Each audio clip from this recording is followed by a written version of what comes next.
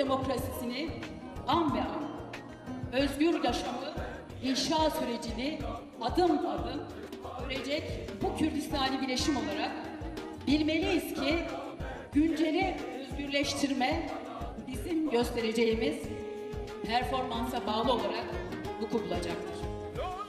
Bugün sevgili arkadaşlarım, Rojava'da muhteşem direnişle, elinde cetvelle çölün ortasında haritalar çizenlerin yazdığı kaderi değiştiriyoruz. Gelin tarihin bize sunduğu bu özgürlük şansını birlikte değerlendirelim ve günceli özgürleştirelim. İnanalım ki sevgili kadın yoldaşlarım, biz bu rüyayı gerçek kılacak kadar şanslı insanlarız. Kürtlerin ve onun önderliğinin